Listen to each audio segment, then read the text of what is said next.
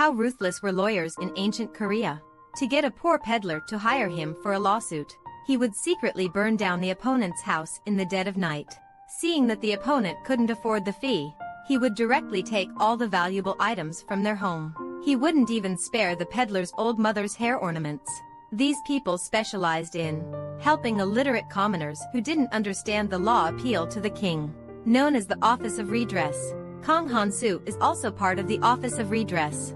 He traveled by boat, coming 1,000 miles from the countryside to the capital, Hanyang. As soon as he arrived, he planned to open his own Office of Redress here. Bustling Hanyang. Surely, there are many people seeking justice. As long as there's a grievance, he can make a fortune. And indeed, he did. I just checked into the inn. Kang Han-soo encountered a fight in the backyard. A group of aggressive merchants were chasing and beating a small vendor. The reason was that the vendor was also selling plum wine. If you want to sell under my nose, you have to pay the merchants. The vendor was outnumbered and outmatched. Even though he was resentful, he could only cower and take the beating. Kang Han-soo had no intention of getting involved. He led his donkey to a side and watched. Just as the merchant group was about to strike again, a beautiful woman stepped in front of him. Following her came the innkeeper, Lady Hong, and some servants. Lady Hong commanded the scene with her presence. With just a few words, she drove the thugs from the merchant guild out of the backyard. Then the woman asked, "Who were those people just now? They were so lawless, attacking people in broad daylight." Lady Hong replied that they were from the merchant guild. The woman told her to investigate those people immediately. Although the woman wore simple clothes and was still young, but Lady Hong's tone was rather commanding. It turned out she was the current Yeon-ju. To help the common people, she used Lady Hong's name to open this inn. Night. A sad vendor came to the riverbank and poured his painstakingly brewed plum wine into the water. The merchant syndicate's oppression. He feared he'd never sell another bowl of wine. In grief and anger, he wept. His cries echoed across the river.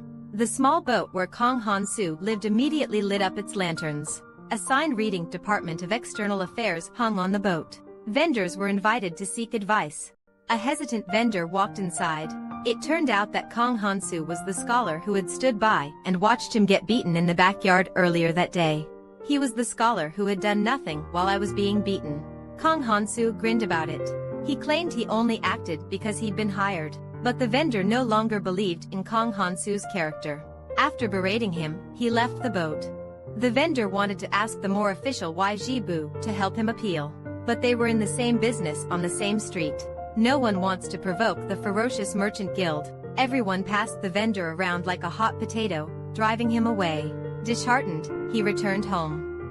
He cried and smashed all the jars of his brewed wine. From a distance, Kang Han-soo watched the vendor impassively, certain that he would return and ask for his help to appeal. However, the vendor, having been turned away everywhere, came to the inn to bid Yeon-ju farewell, deciding to leave his hometown, Hanyang. Go find a living elsewhere. He can't fight the merchant guild, but he can hide from them. Yeon-ju was moved by his plight, feeling pity. So she took a pot of wine from a street vendor back to the palace. The king is Yeon-ju's younger brother. He had only recently ascended the throne. Because Yeon-ju had lived outside the palace for many years, the king was also very happy to see her. After tasting the plum wine, he praised it endlessly. Seeing the king's fondness for the wine, Yeon-ju then spoke of the vendor's injustice, hoping the king would uphold justice for him and prevent the trade group's unfair competition. The king nodded. He thinks this is a minor issue, even though he now attends court and still needs the Queen Dowager's regency. He believes he can still handle the power to seek justice for a commoner. He immediately ordered the eunuch to summon the chief eunuch and all ministers to the hall. However, all these senior officials disregard the new king. The Grand Chancellor took the lead in refusing. Other ministers followed suit one after another. The king waited in the empty hall like this, from day to night. At night, when Yeon-ju was leaving the palace to go home, he suddenly saw a suspicious figure by the street. This person quietly set fire to a vendor's home. The fire grew larger and larger, devouring all the valuable belongings in their home. For the peddler and his family, this was a devastating blow. Now, they didn't even have the funds to leave. With no other choice, the peddler returned to the boat, pleading with Kong Han-soo to take on his case. Now, the peddler could only place all his hopes on Kong Han-soo. He was about to sign the deed with his thumbprint. At that moment, Lee Yun-ju barged in. He immediately stopped the vendor. He stated directly that Kong Han-soo was the bystander that day. If he were truly a righteous person, how could he have been so indifferent? It shows that he is clearly also greedy for money. The vendor, however, looked embarrassed. He also knew of Kong Han-soo's character. But right now, only he could help him. But Lee Yun-ju still wanted to make the peddler wait a little longer. As long as news came from the king, his predicament would still have hope. Soon, a eunuch on horseback found Lee Yun-ju, but he brought bad news. The king sent word. Even he was powerless. In the blink of an eye, the head of the trade group heard he'd been sued. He flew into a rage immediately. His subordinates suggested they also hire an outsider to stand against Kong Han-soo. But the leader scoffed, thinking these outsiders were they are just smooth-talking frauds. If you're going to spend money, spend it on the most crucial things. The night before the trial, Lee Yun-ju stood on the high floor of the inn, and from a distance, she saw Kong Han-soo on the ship, holding a piece of clothing as he went out. Curious, she followed him. But she soon realized that the discarded piece of clothing was something she had seen before. It's the same clothes the person who set fire to the vendor's house the previous night was wearing. Lee Yun-ju suddenly understood. So it was all Kong Han-soo's doing. She was furious. She wanted to report it to the authorities immediately.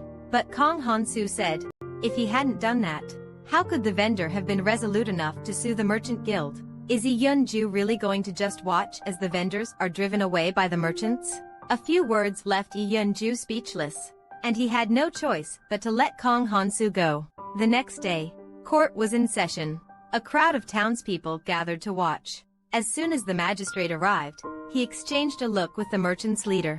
It turned out that the leader's so-called funds were for important matters. This refers to bribing the county magistrate. This tactic is highly effective. The magistrate beams with delight. He plans to conduct a perfunctory trial. Finally, he will rule in favor of the merchant group.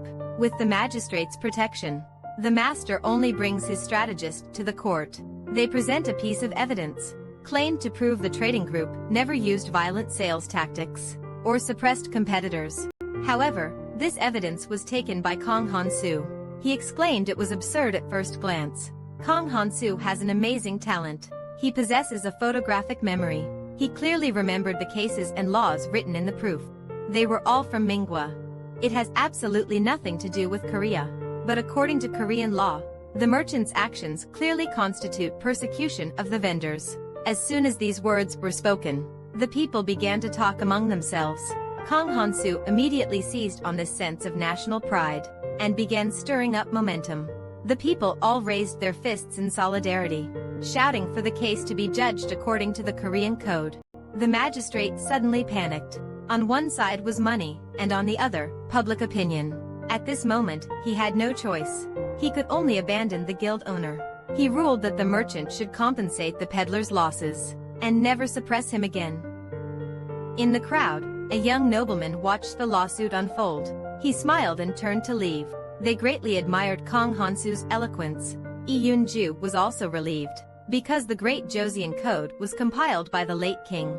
Even Joseon officials were largely unfamiliar with it. Yet Kong Han-soo could recite it backwards. Kong Han-soo's pleading skills were truly exceptional. But his character was another matter entirely. After receiving the court decision, he didn't hand it directly to the vendor, but instead asked him to pay the litigation fee first. The vendor had no intention of avoiding payment. It was just that his belongings had been destroyed in a fire. He needed to sell more wine before he could pay the fee in full. But Kong Han-soo wasn't willing to wait that long, so he proposed accepting goods as payment. Then he brought his servant to the peddler's home and took away all the valuable items he could find. He even took the hairpin from the peddler's mother. He looked downright despicable, consumed by greed.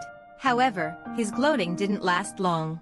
Before he could leave the peddler's home, a group of guards took him away on charges of arson.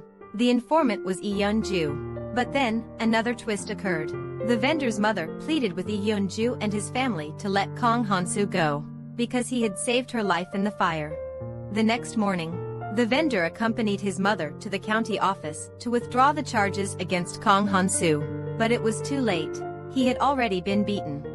To compensate themselves, they came to the tavern to eat and drink. Coincidentally, the head of the merchant guild was in the next room, discussing a trade partnership with Lord Lee So-won.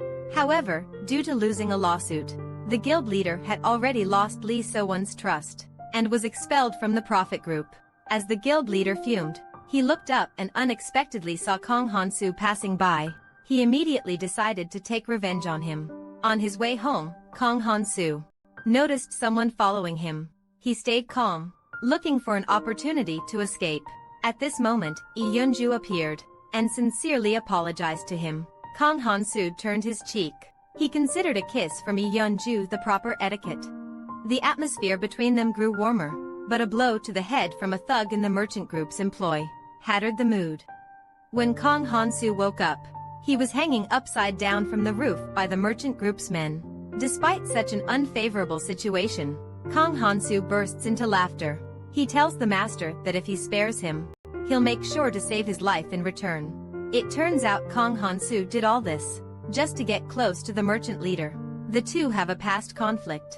Years ago, a woman left a valuable package at Kang Han-soo's house, and then the head of the merchant group came in with a group of men. They beat Kang Han-soo severely. His mother shielded him with her body. She used her body to block the blows from the sticks. It was because of this experience with lawless violence that Kang Han-soo decided to become a member of the YG-bu. Back to the present. Kang Han-soo is hanging upside down in the merchant group's camp. He has a basket of poisonous snakes beneath him. 71. He wants to make a deal with his master. Whatever he needs, he can find a way. For example, helping his master regain the royal palace supply rights from Lee So-won. Kang Han-soo has a way to get the painting Lee So-won desires. With this painting, master will surely be able to regain trust. Kang Han-soo is so confident because he happens to know the person who owns the painting. It's just that the person is currently in prison. Kang Han-soo is preparing to represent the owner in court. Once the person is released, he'll retrieve the painting. Upon hearing this, still hesitant and doubtful, at this time Lee Yeon-ju woke up. She directly stated her willingness to vouch for Kang Han-soo, asking the master to trust him for once. The master looked at Lee Yeon-ju. If Kang Han-soo failed to keep his promise, selling her could still earn 300 taels. The master thought this was indeed a good deal. But Kang Han-soo didn't want to involve Lee Yeon-ju, so he asked to speak with Lee Yeon-ju alone. After the host left, Kang Han-soo advised Lee Yeon-ju not to trust him too much. They weren't familiar with each other. There was no need for her to do this for him. However, Lee Yeon-ju surprised him. She confessed that she had fallen for him at first sight. Volunteering to vouch for Kang Han-soo was her way of wanting to connect with him. Kang Han-soo was momentarily at a loss for words, and could only turn and leave under Lee Yeon-ju's warm farewell. He set a deadline for himself. Within 5 days, he would return to redeem Lee Yeon-ju. After leaving the trade camp, Kang Han-soo and his servant immediately headed to the prison. The painter is a professional smuggler. He stole precious paintings from Ming. He came to Joseon to sell them. He also abducted Joseon children and sold them to Ming. Learning that Kang Han-soo's purpose in rescuing him was to get the precious painting, the painter also became very cunning. He demanded that Kang Han-soo prepare an escape boat for him, and buy back the children he had lured away for 100 ryang. He ensured that after his release, he could escape North Korea as quickly as possible. These things weren't a small amount. Kang Han-soo then sought help from his master. He asked him to lend him a boat and 100 ryang. Besides that, I also need you to commit perjury, testifying that on the day the child was abducted, you were drinking with the defendant, and thus had no time to commit the crime. This way, the other party can be acquitted. After some thought, you decided to agree, but the advisor urged him to reconsider carefully. He warned that making a false statement, even accidentally, could land the master himself in prison. However, the master only cared about his financial losses. He had already brought in a full shipment of goods. If he couldn't secure the royal supply contract, the entire shipment would be worthless. Upon hearing this, the strategist told the master to remain calm. He would investigate Kang Han-soo first before making a decision. He soon returned to the merchant group's camp. He released Yi Yun-ju, because whether friend or foe, at that moment, both the strategist and Yi Yun-ju shared a common doubt.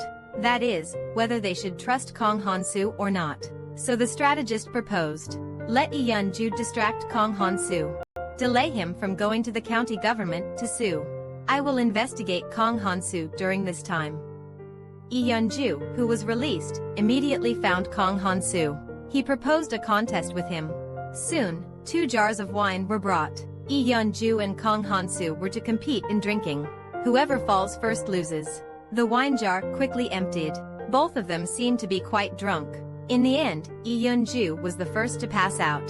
Kang Han-soo was also carried away by a male servant from the inn.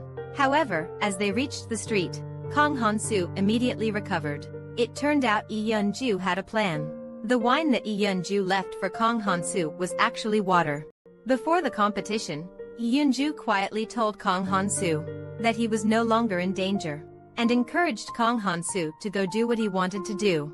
Kang Han-soo immediately headed to Chemin, and began defending the painter. Kang Han-soo called the head of the trade guild, to testify that on the day of the child abduction, the painter was drinking with him.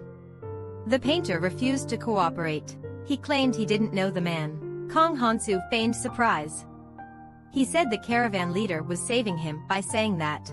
Then the painter suddenly shouted. He seemed to understand why the caravan leader was giving false testimony. It was because he was the real kidnapper. Otherwise, why would he help him for no reason? The words had just left his mouth. The onlookers all started to buzz. Seeing the situation spiraling out of control, the merchant leader simply gave up. He confessed to the magistrate that he had indeed been giving false testimony, because Kang Han-soo had promised him that if he rescued the painting's owner, he would give him a precious painting in return. To think you'd lower yourself to work with Kang Han-soo over a painting, that reason just sounds too unbelievable. Not only do the people not believe it, even the county magistrate can't agree. The trade guild leader is also very nervous, but he can't reveal his dealings with Lee So-won. He can only worry in silence. Just then, the strategist arrives. The merchant guild master thought that reinforcements had arrived, but the strategist betrayed him with another backstab. He informed the county magistrate that the guild master was indeed a kidnapper. He had just discovered many bound children in the cargo hold of the merchant's ship. A few moments earlier, Kang Han-soo had left the inn. The first person he went to was the strategist. He praised the strategist for being meticulous and steady in action, saying he could have taken the master's place long ago. He suggested seizing this chance to bring the merchant group under his control. After considering it, the strategist saw this as a great opportunity and decisively defected. With his and Kang Han-soo's back and forth, they pinned the crime of beating the trade guild owner to death. After the artist was released, he handed over the painting as promised. The strategist delivered the painting to Lee So-won, earning great merit. Just as Lee So-won was preparing to present the painting to the minister, a subordinate reported, "The head of the trading group is in trouble. He wants to see him urgently." Lee So-won had to leave hurriedly after giving the painting to other ministers. He arrived at the prison. The head of the trading group begged Lee So-won to save him. He knew that Lee So-won had also been in trouble many years ago. To shift the blame, he secretly had valuable items placed in the home of an innocent person. He sent someone to catch him red-handed. The master also wanted Lee So-won to do the same to him. But this plea for help provoked Lee So-won's deepest anger. Since the merchant guild's master remembered his secret, he could not be allowed to live. Lee So-won ruthlessly beat the merchant guild's master, and then walked away.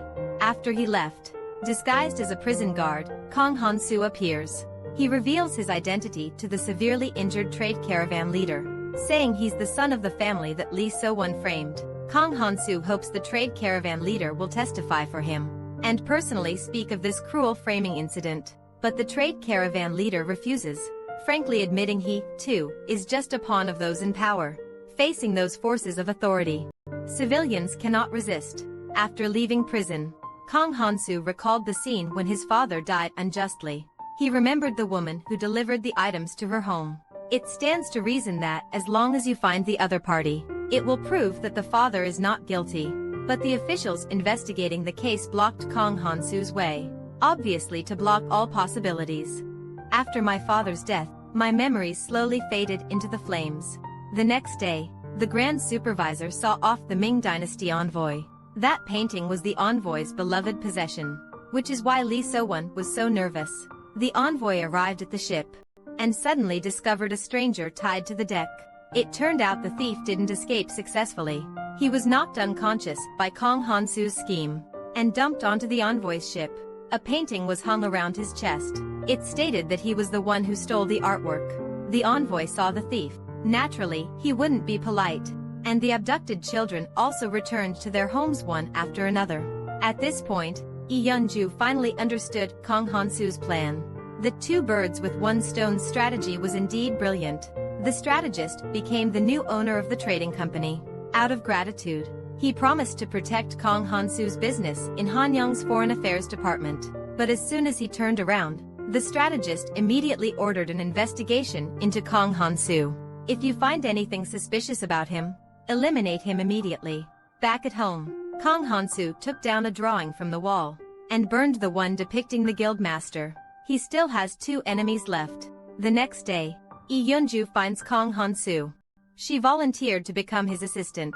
However, in reality, Lee Yun-ju's goal was to recruit Kang Han-soo as her own. She intended to use him in the future. Lee Yun-ju wanted to bring Kang Han-soo under her influence. She frequently advised the king to leverage the laws from the grand ceremony to reform Joseon's customs and morals. We can't let the grand supervisor and the old ministers control everything. We need to place our own people in some important judicial positions. We also need to place our own people in some key judicial positions. To this end, Lee Yun-ju recommended Kang Han-soo. But how to persuade him? That will require some effort. Lee Yun-ju had a brilliant idea. He volunteered to be Kang Han-soo's assistant in the Ministry of External Affairs. Upon learning that Kang Han-soo's boat needed repairs, Lee Yun-ju seized the opportunity to make a generous offer. He offered Kang Han-soo the best room and meals at the inn. It was a deal with guaranteed profit, but Kang Han-soo was still filled with doubt. The offer from Lee Yun-ju was so advantageous that he hesitated to accept it. Kang Han-soo stayed at the inn for a few days, keeping a vague attitude, to buy the manservant time to repair the ship. A few days later, he told Lee Yun-ju that he didn't intend to make her his assistant. Lee Yun-ju was greatly disappointed, but she was still unwilling to give up. Seeing her persistence, Kang Han-soo gave her a chance to prove herself. He pulled a red pouch from his pocket. He stated that it was the reason he became a member of the YG-bu. Kang Han-soo asked Lee Yun-ju to prepare a pouch for him as well. As for what to put inside, that's the key to the test. This stumped Lee Yun-ju, who wasn't good at embroidery, let alone what to put in the pouch. She even struggled to make a pouch successfully. For her, it's even more difficult than ascending to the heavens. Lady Hong suggested asking for help from a Mrs. Lianshin at the traveling pavilion. She is a virtuous and kind woman. Making a sachet would be a piece of cake for her. Lee Yun-ju immediately knocked on Mrs. Lianshin's door, but she found the room completely empty. Lee Yun-ju searched everywhere. Finally, she found the lady by the river. As she helped her up, Lee Yun-ju noticed the bruises on the lady's arm. The lady's husband was none other than Lee So-won. Although Lee So-won had committed serious crimes, even killing the leader of the trade guild, he relied on Abong's influence. He hosted grand feasts, inviting high-ranking officials like the Daegam to indulge. In the end, he managed to keep his position and save his life. At the feast, among a group of corrupt officials, only Jia-jin stands out as incorruptible. Everyone reveres the Grand Eunuch almost as if he were the king, deciding appointments to vacant government positions at banquets. Selections are based entirely on family background, financial status, and loyalty to the Grand Eunuch. This corruption in the court makes Jia-jin uneasy. But speaking of it, Lee So-won, who rose through the ranks dishonorably in politics, remained a vile person at home as well.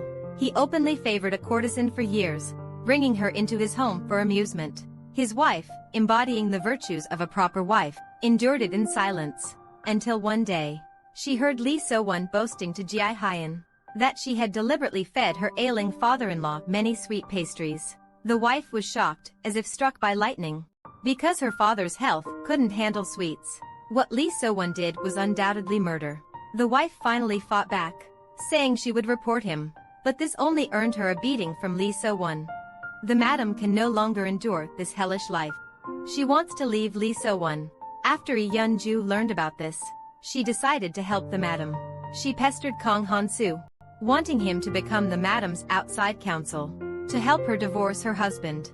But no matter how much she persuaded him, Kang Han-soo remained unmoved. Since Kang Han-soo is still plotting his revenge, he has no interest in meddling with other matters. On this day, he finds the favored courtesan of Lee So-won to inquire about his recent activities. The courtesan informs him that lately, Lee So-won has wanted to divorce his wife in order to seize her family's assets. All the property in his possession actually belongs to his in-laws. This plot sounds so familiar. Kang Han-soo suddenly remembered Lee Yun-ju's divorce case. He went back to the guest house and asked. Only then did he realize that the client Lee Yun-ju mentioned was Mrs. Lee So-won. Now everything fell into place. However, the Mrs. disappeared again. Kang Han-soo and Lee Yun-ju searched together. Lee Yun-ju took out a pouch she had made. She stated that the fabric was from the sleeve of the lady's garment she used to wipe her tears. Inside were the tears of someone wrongly accused. The Ministry of Justice is the representative of the law. Lee Yun-ju again pleaded with Kang Han-soo to become a handkerchief for those wrongly accused, to wipe away their tears of injustice. After a whole day of searching, Lee Yun-ju and Kang Han-soo discovered that the madam had been imprisoned. To save the madam, Kang Han-soo was willing to become her informant, but his method was to accuse Lee So-won of assault. This required breaking the madam's leg. Lee Yun-ju was extremely shocked. Kang Han-soo was unwilling to gather clues. Instead, I wanted to win by hurting my client and fabricating evidence. Winning by fabricating evidence. It was incredibly disappointing. I announced the withdrawal of my representation of Kang Han-soo on the spot. Kang Han-soo was very displeased. He felt that Lee Yun-ju wanted to win the case through legal means, which he thought was simply unrealistic. First of all, in this day and age, the status of husband and wife is inherently unequal. Only husbands have ever been allowed to divorce their wives. Even applying for a divorce is a crime for a wife. But Lee Yun-ju is defiant. She firmly believes that there is still justice in this era. Seeing Lee Yun-ju so stubborn, Kang Han-soo decided to make a bet with her. If Lee Yun-ju can use the law to help the wife divorce, he immediately took her as his master on the spot. Lee Yun-ju wasn't afraid of the challenge. He readily agreed. To gather evidence, Lee Yun-ju closed the inn. He had his men begin around-the-clock surveillance of Lee So-won. However, their surveillance skills were not very refined. Lee So-won quickly noticed it. For this, he hired an outsider. He deliberately approached Lee Yun-ju and his wife, because he dismissed Kang Han-soo. Lee Yun-ju quickly hired this insider. At this time, the strategist found Kang Han-soo and brought him before Lee So-won. It turned out that at the banquet a few days ago, Kang Han-soo had infiltrated it disguised as a servant. The Grand Supervisor's cronies were unfortunately discovered by the strategist. It was reported to Lee So-won. Faced with questioning, Kang Han-soo had a sudden inspiration. He stated that he infiltrated because he had taken on the madam's divorce case. But unfortunately, he's been fired. Fortunately, Lee So-won didn't question the truth of it. Instead, he asked Kang Han-soo to be his external affairs advisor. That's how it was. Kang Han-soo was forcibly kept by Lee So-won. He attended the officials' drinking party. Finally, when the officials were almost drunk, Kang Han-soo wanted to leave the private room to get some fresh air. But as soon as he opened the door, he ran into Lee Yun-ju. Today Lee Yun-ju disguised herself as a man and came to the brothel. Meet Lee So-won's favorite prostitute by name. She offered the right to operate the store. Let prostitutes start their own business and make money. The condition is to help the wife get a smooth divorce. The benefits provided by Lee Yun-ju really attracted the prostitute's attention. But she is still hesitating. This time, Lee Yun-ju saw Kang Han-soo and Lee So-won together, mistakenly believing they had formed an alliance. Lee Yun-ju was very disappointed. She threw the pouch she had made to Kang Han-soo. She had believed in him before, but she realized she had been blinded. But Kang Han-soo also felt wronged. He had always wanted to help Lee Yun-ju. Suddenly, Kang Han-soo seemed to have an idea. he immediately returned to the private room. He falsely claimed to have seen the singer and the madam secretly meeting with an outside informant they hired. He also claimed they had received many bribes. The drunk Lee So-won immediately flew into a rage. He stormed into the singer's room, accusing her of betrayal. He strangled her by the throat. Unexpectedly, this killed the courtesan. After the murder, Lee So-won immediately fled, begging the chief for help, leaving Kang Han-soo to clean up the mess. The chief had already planned ahead. He had an insider steal it. After Lee Yun-ju collected all the evidence, she vanished, leaving behind a mess. Perhaps Kang Han-soo was right. The madam could only win by hurting herself. She turned to look for Kang Han-soo, but found his boat had already left the dock. To call him back, Lee Yun-ju released many sky lanterns by the shore. Soon after, Kang Han-soo, drifting at sea, woke up. It turns out the strategist, always meticulous, saw the courtesan killed, and believed Kang Han-soo intentionally led Lee So-won to commit murder. To avoid further complications, the strategist decided to exile Kang Han-soo. During the divorce proceedings, he should best stay away. Kang Han-soo saw the twinkling lights in the sky, and Lee Yun-ju's pouch in his hand. He was determined to go back, but the large ship was already stranded in the middle of the sea. Kang Han-soo could only hug the large gourd, and use it to swim towards the shore. However, there was a small hole in the gourd. Kang Han-soo's whole body gradually sank into the water. Just when all hope seemed lost, Lee Yun-ju's figure swam toward him. Not long after, the divorce trial was about to begin. Presiding over the court was the judge. Just as the trial was set to start, Lee Yun-ju, drenched from head to toe, arrived just in time, carrying the equally soaked Kang Han-soo. She didn't care about appearances, throwing the soaking wet Kang Han-soo onto the floor of the hall, and declaring him to be the wife's secret lover. Kang Han-soo pointed out that Lee So-won, as a son-in-law, had committed a heinous act, killing his father-in-law, a man who had been so kind to him. Hearing this, Lee So-won immediately began to argue. Because his father-in-law's death lacked evidence, he can say whatever he wants. However, Kang Han-soo holds a crucial witness. Having said that, the Jising who was supposed to be dead appeared in court. The Jising raised a honey cake, loudly stating that Lee So-won intentionally fed her ailing father-in-law this food, worsening his condition and causing his death. The evidence of the prostitute keeps piling up, and there's proof that Lee So-won framed the madam and sent her to jail. In a moment of desperation, Lee So-won became a self-destructing car, inadvertently revealing the truth. He openly admitted that his father-in-law used his death to support him. He said it was only right. Facing the arrogant Lee So-won, the judge was furious. He immediately sentenced him to imprisonment. His wife successfully divorced him. Afterwards, Lee Yun-ju questioned the Jising. She asked why she had cooperated with Kang Han-soo. The Jising replied, Kang Han-soo only used her as a test subject, just in case. She hid pig's blood in her hair. She feigned being killed. But Lee So-won really wanted to kill her. Because of this, the singer solidified her resolve to report Lee So-won. Then, Kang Han-soo came to the prison to visit Lee So-won, only to find that he had already hanged himself in prison. Judge Yoon hurried to check the situation. On the way, he ran into Kang Han-soo, who had just been released from prison. Kang Han-soo bluntly said that Lee So-won did not die by suicide, but was first murdered. Then, he was hanged from the beam. Judge Yoon did not respond. He went straight to the prison. It was something even Kang Han-soo could easily notice. The judge naturally understood this. He also guessed that the killer was the Grand Supervisor. The judge came to question the Grand Supervisor. The other party simply replied nonchalantly that to prevent Lee So-won from revealing anything detrimental to the faction, he had no choice but to send him on his way early. The judge was internally conflicted. He followed the law and justice, but he couldn't convict his father, the eunuch. Although Lee So-won's mouth was sealed, Kang Han-soo is still with the help of his wife. Find Lee So-won's secret vault. There are a lot of silver coins inside, and all these years, in order to help the supervisor write off the account books and bribery, Kang Han-soo found a jade dragon among them. This is the treasure that Kang Han-soo's family was framed for hiding. He flipped through the ledger.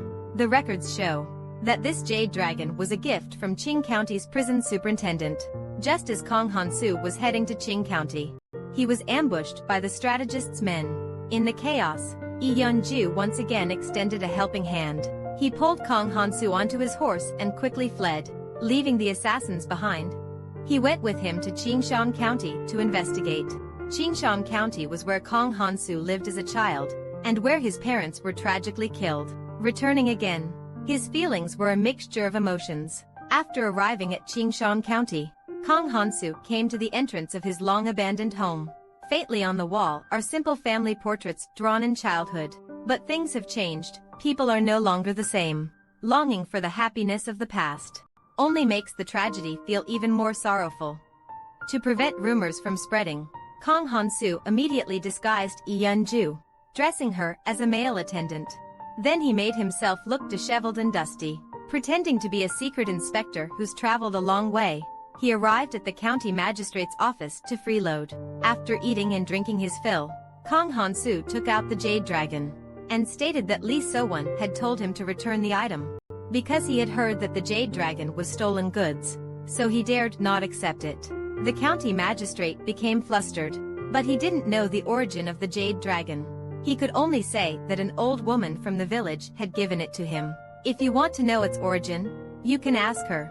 Kang Han-soo took Lee Yun-ju to the old woman's house, but as soon as they entered, they saw the old woman lying in a pool of blood. The killer was the woman, Kang Un-soo, who was crying nearby.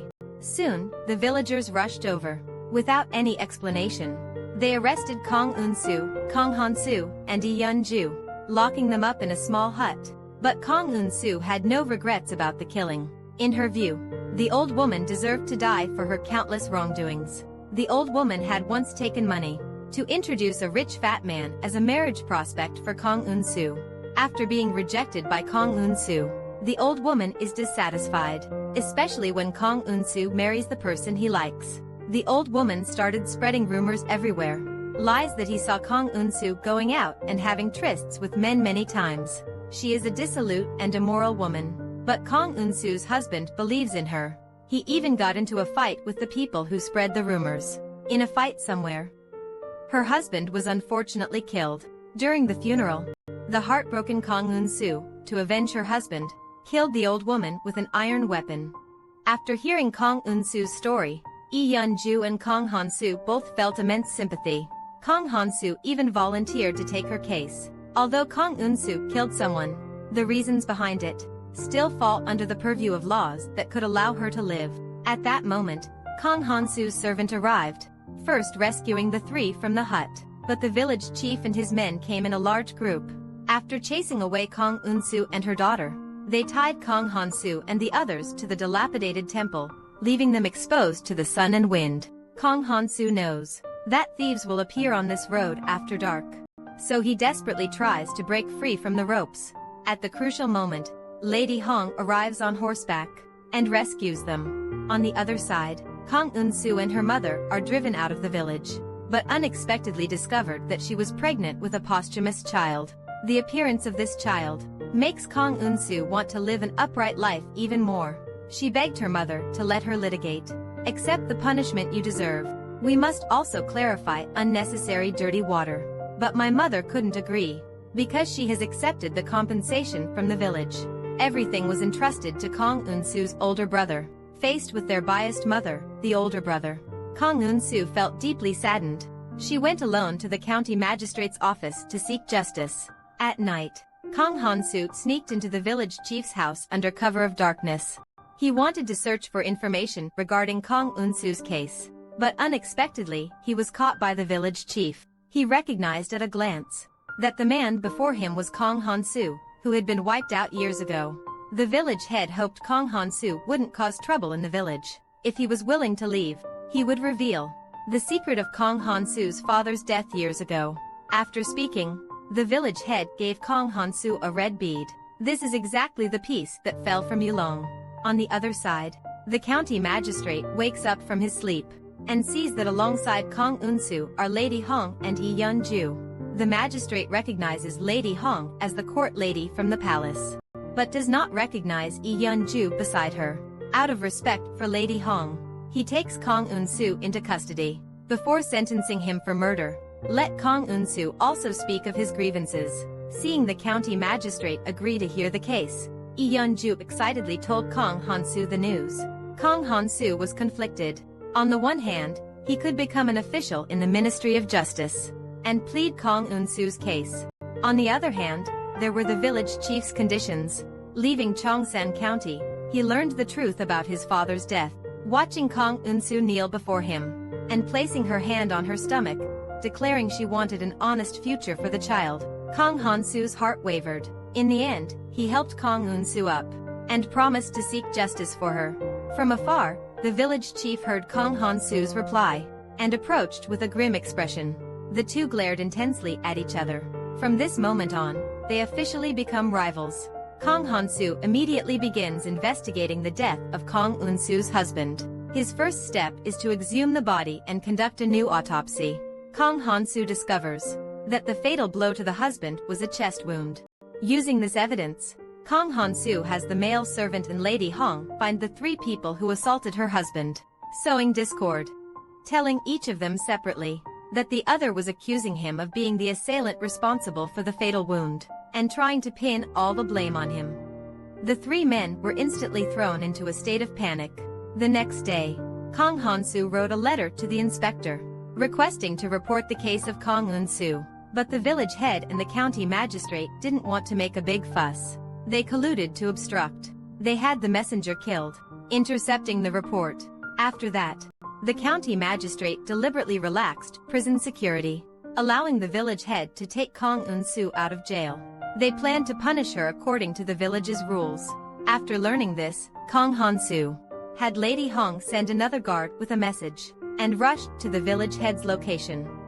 Stopping the punishment of Kang Un-soo, Kang Han-soo frankly stated that although Cheongsan County was a remote place, the village head actually believed he could control someone's life and death, which was undoubtedly challenging the king's authority. Seriously speaking, this reveals a rebellious spirit.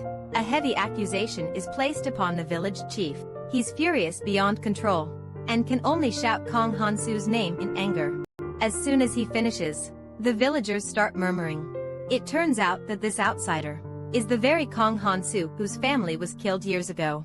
At this time, the magistrate received Kang Han-soo's letter and rushed to the village. He gave the order, arresting all those involved and throwing them into prison. They would be tried later. Although the magistrate was the son of a high-ranking official, he was a just and wise official. Before the trial even began, he then joined forces with Kang Han-soo to interrogate the county magistrate. Why did he collude with the village headman? Ignoring the report about the death of Kang Un-soo's husband. Cornered, the magistrate had no choice but to reveal his secret. It turned out that the old woman had bribed him with a jade dragon. She explicitly stated that a fight would break out in the village afterward, allowing the magistrate to turn a blind eye. After hearing the magistrate's confession, the judge immediately apprehended him and brought him to justice. Due to the judge's report, the case came before the king. Because the death penalty is certain for murder, if we want Kang Un-soo to live, only the king can intervene. Before that, Lee Yun-ju had already informed the king of the full story of the case. It also brought Kang Han-soo's petition. The king was impressed by Kang Han-soo's intellect and talent. He delivered a verdict on the spot, allowing Kang Un-soo to give birth and raise the child first. After the child grows up, she will then be punished for murder. Kang Un-soo was deeply grateful for the king's mercy. She prostrated herself before her husband's grave. She promised to raise the child and then go with him. After the case was closed, Kang Han-soo visited the village chief, who had been deemed an accomplice. He bluntly said he could become the chief's lawyer. The price was for the chief to reveal the secret behind his father's murder. The village chief was silent for a moment, and then mentioned that Kang Han-soo's father had written a letter years ago. I wanted to present it to the king. However, the letter was intercepted along the way. Soon after, Kang Han-soo's father was also unjustly killed. That night, Kang Han-soo came to his dilapidated home and got himself drunk. On the day his sister married far away, Kang Han-soo promised he would take care of his parents, but the two tragically died. Lee Yun-ju didn't wait for Kang Han-soo, so she came carrying a lantern. Seeing Lee Yun-ju, Kang Han-soo rushed forward and hugged her tightly, mistaking her for his sister.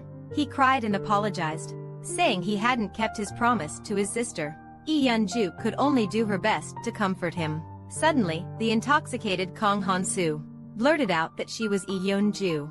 Thankfully, the passing magistrate noticed and quickly took Kang Han-soo back home. The magistrate was once Lee Yun-ju's fiancée, so he naturally recognized her. Thus, Lee Yun-ju asked him to keep her identity a secret. The magistrate agreed and guessed the purpose of Lee Yun-ju's appearance here was to help Kang Han-soo clear his father's wrongful death. Judge Yoon investigated. Kang Han-soo's father was Minister Kang. During that time, he was constantly helping the late king handle affairs, ultimately leading to his death. Judge Yoon understands Lee Yun-ju's debt to Kang Han-soo, but this is a dangerous path, because the opponent is the powerful Grand Supervisor. I still advise her not to oppose her own father.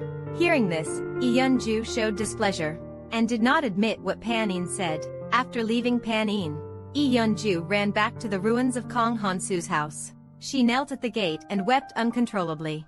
Her memories returned to the past. At that time, Lee Yun-ju witnessed the death of the late king. At that time, whenever Jiang Luguan entered the palace to discuss the law with the king, she also always likes to join in the fun. I admire Jiang Luguan very much. Until a certain time, Jiang Luguan asked someone to deliver a letter to the palace. Lee Yun-ju wants to hand it over to the king in person. He intercepted it halfway from the messenger. But when he arrived at the late king's chamber, the king had already passed away. The letter was also discovered by the chief eunuch. This is the truth the village chief told Kang Han-soo. The messenger was actually the village chief's son. He revealed that the critical letter from back then was taken by Lee Yun-ju. The next morning, Kang Han-soo woke up with a hangover, remembering crying in Lee Yun-ju's arms the previous night. He was too shy to face her. But Lee Yun-ju also avoided looking at Kang Han-soo.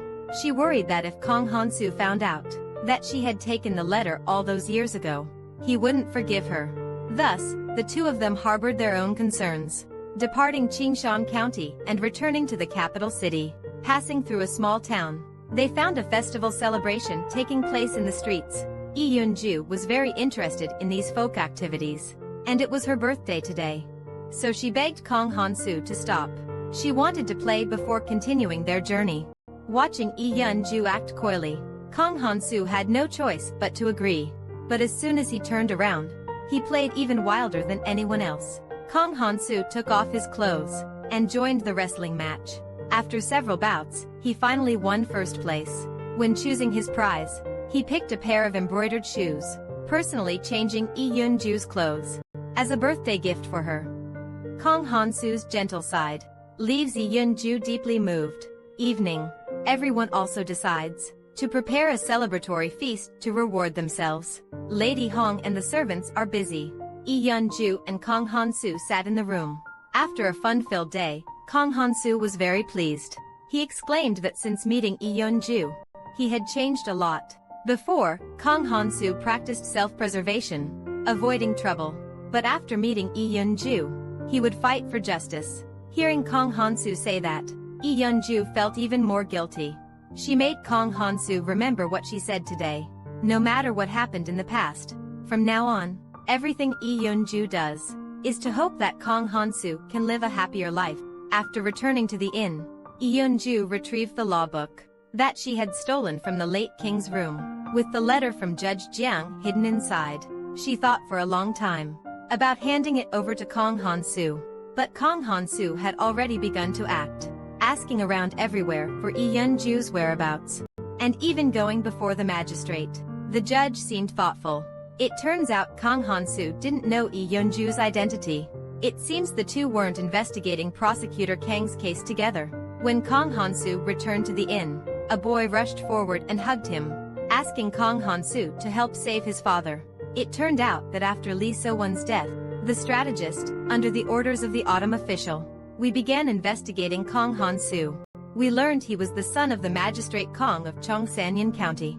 Autumn official was suddenly enlightened, because back then, it was the head of the merchant group, Lee So-won, and autumn official who conspired together to use the old woman to frame magistrate Kang. That explains it.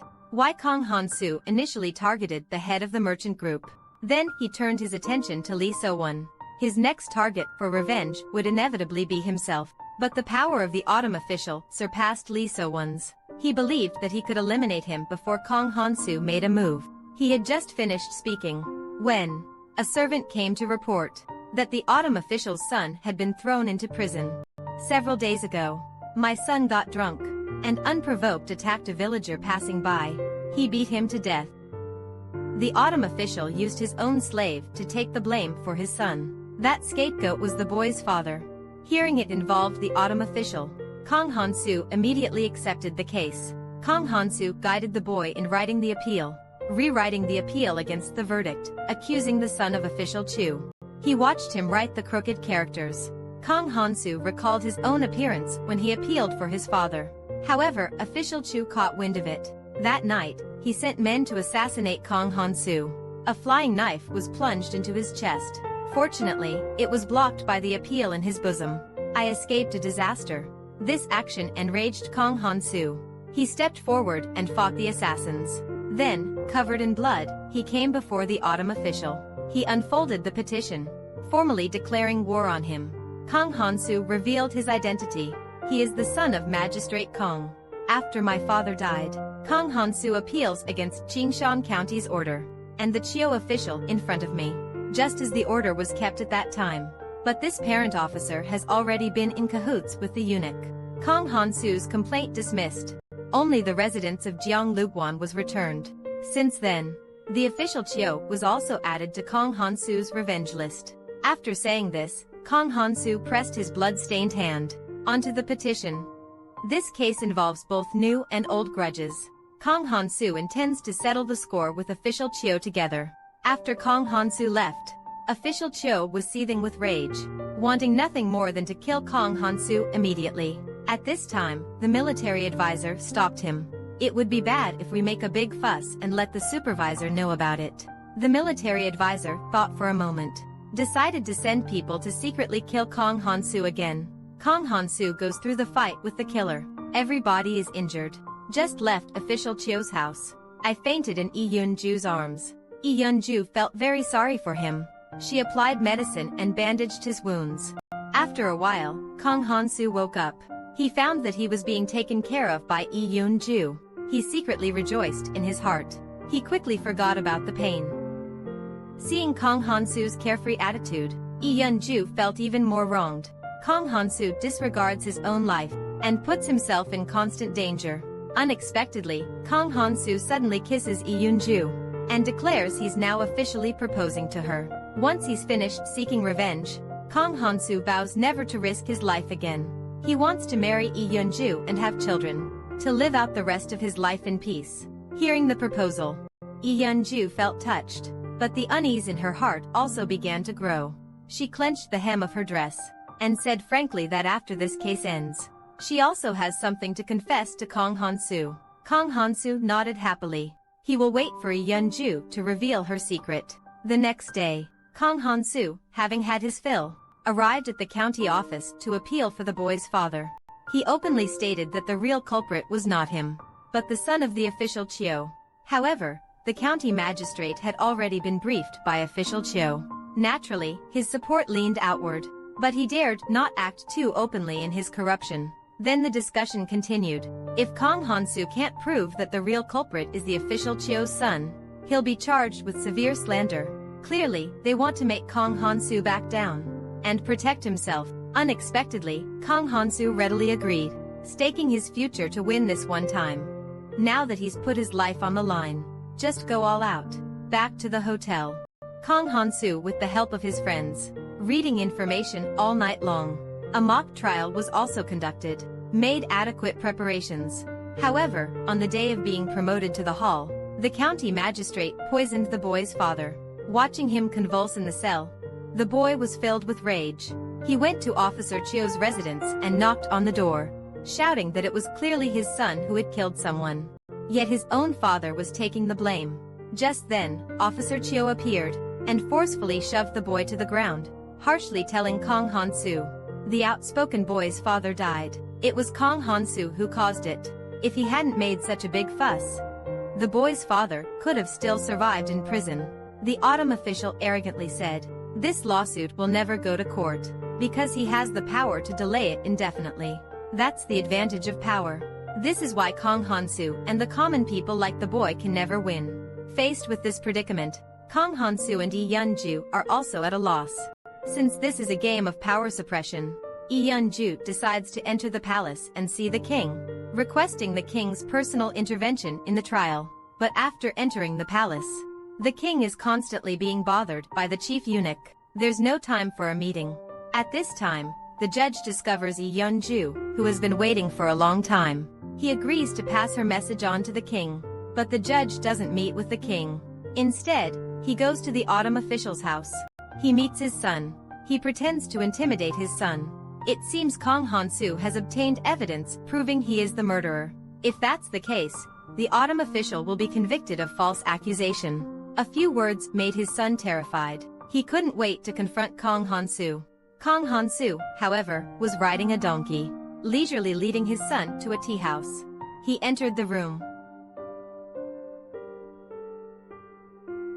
It turned out that the autumn official's son always failed the imperial examination. His unpromising demeanor greatly displeased the autumn official. I humiliate and suppress him every day I see him. Because of this, my son has become increasingly neurotic, especially when it comes to Chio officials. He'll immediately erupt. Seeing his son lose control, Kong Han-soo's scheme worked. He hurried to the front yard of the tea house, only to be brutally beaten by his son. His son beat the man while shouting.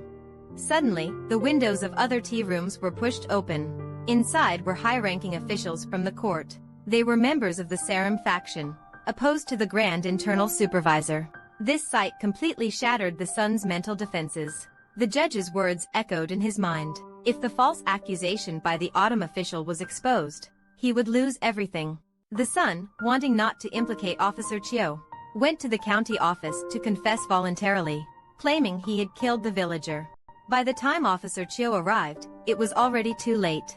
The son had already become deranged, insisting on taking responsibility for the crime. But worse was yet to come.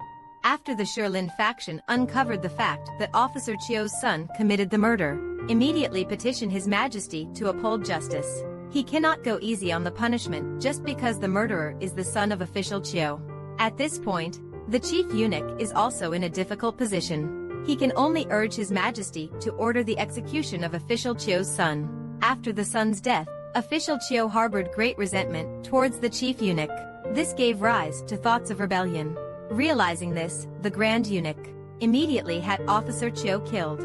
Now, the Grand Eunuch will start his counterattack, and he has someone in his hands who can definitely restrain Kong Han-soo. That person is his sister, who was married far away. Officer Chio, due to his son's murder, betrayed them after failing to receive help from the Grand Eunuch. But the Grand Supervisor killed him immediately.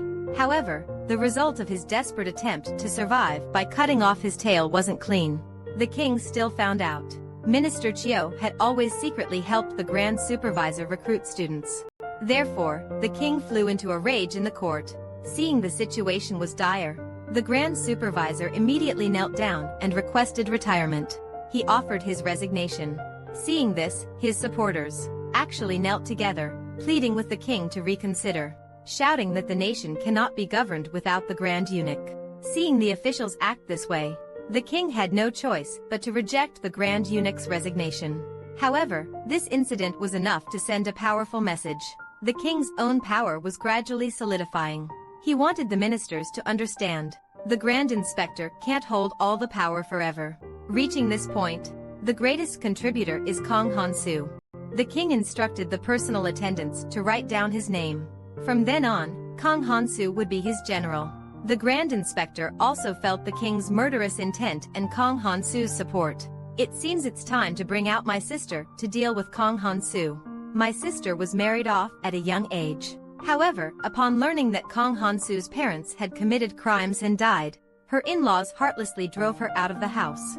Her younger sister wanted to avenge their family, but mistakenly trusted the chief eunuch's words, and became his pawn.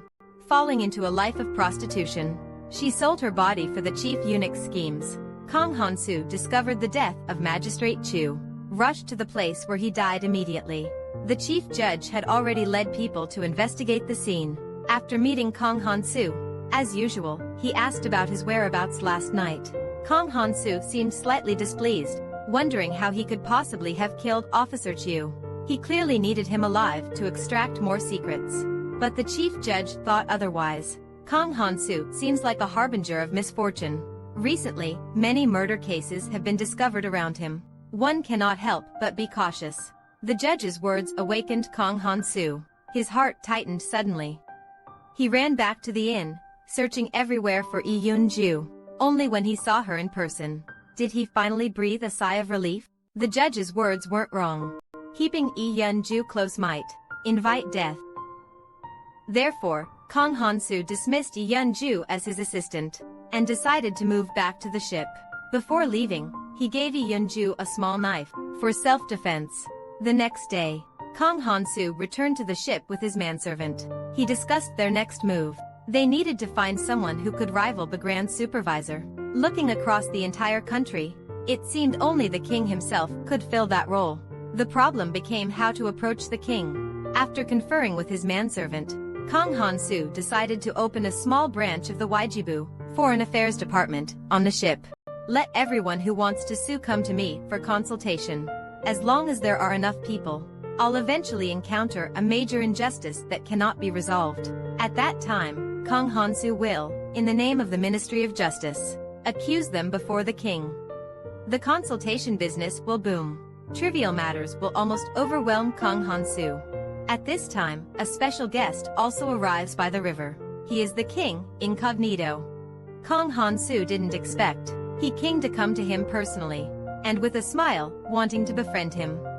After spending some time with the king, Kang Han-soo finally relaxed. He was then able to hear the king's request. The king has a recent worry. He wanted to appoint a Silhak faction minister, Kwon, to an important position. But rumors spread that he was suspected of fratricide. The Silhak faction is the Grand Supervisor's political opponent.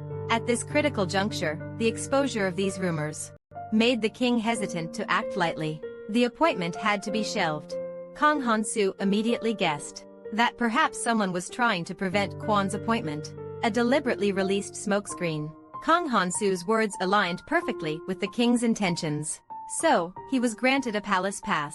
This allowed Kang Han-soo to investigate the truth of the case. The next day, Kang Han-soo found Chairman Kwon. He followed him to the crime scene.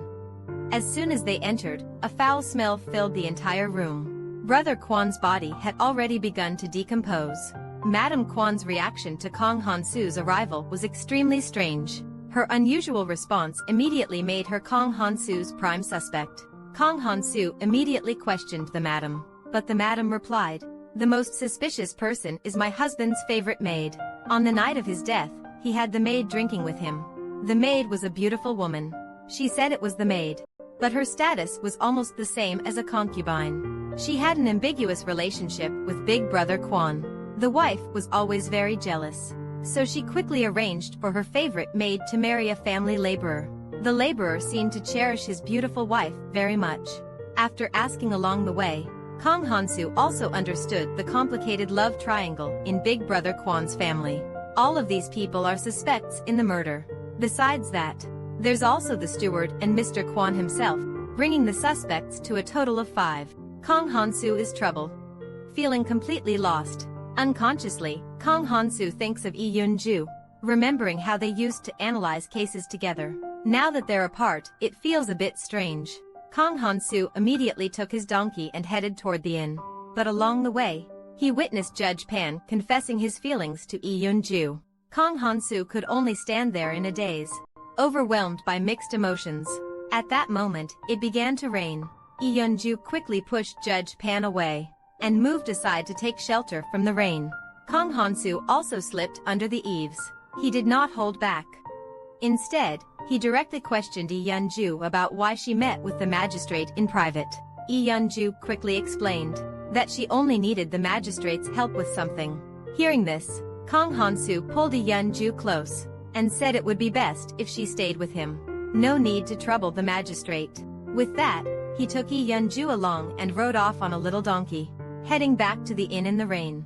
In this showdown of rivals in love, the magistrate was utterly defeated. He returned home, looked devastated. His sister had been waiting at the door all along. It turns out she had always had feelings for the magistrate, but they didn't dare to express their feelings. The next day, Kang Han-soo and Judge Yoon brought Yeon-ju to Brother Kwon's house.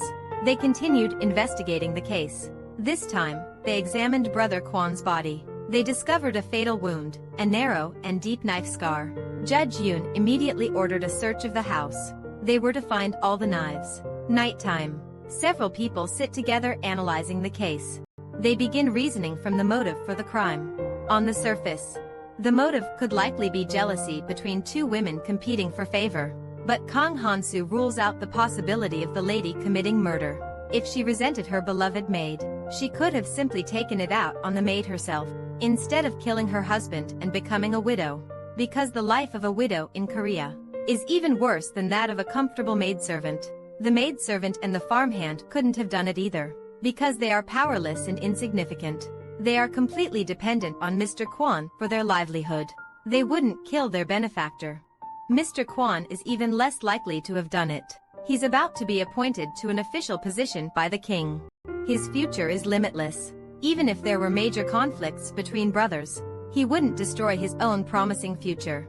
Thinking about it this way, after eliminating all other possibilities, only the steward remains as a suspect. According to the servant's investigation, the steward has a gambling problem. He owes quite a bit of gambling debt outside. Due to a lack of money, he often embezzles funds and supplies from Brother Kwon's family. However, the difficulty is, there is a witness who claims that at the time of the incident, the steward was handling affairs in the neighboring village. Speaking of which, Kang Han-soo and Judge Yoon and the others fell into despair again. Late at night, these 5 suspects actually gathered together, quietly checking each other's stories. They had a common secret. Namely, they must not let Kang Han-soo and Judge Yoon know the master once appeared here. And after collecting the knives, the county officials soon discovered that it was the knife used by Abi. Yet Yeon-ju seemed to recognize the knife and had a hesitant look on her face.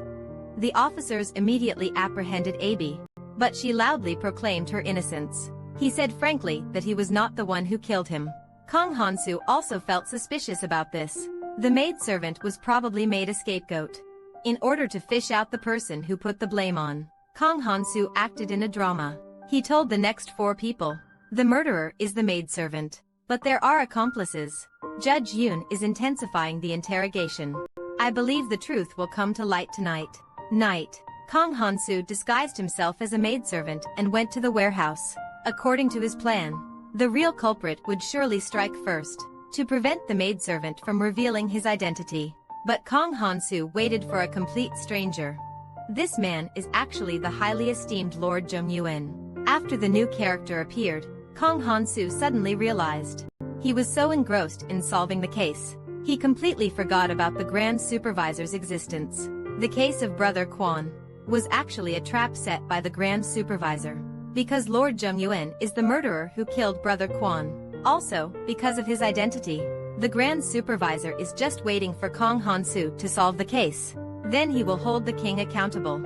On the other hand, Yeon-ju has already recognized the maid's knife as belonging to the loyal Prince Chung-won. The murderer is a member of the royal family.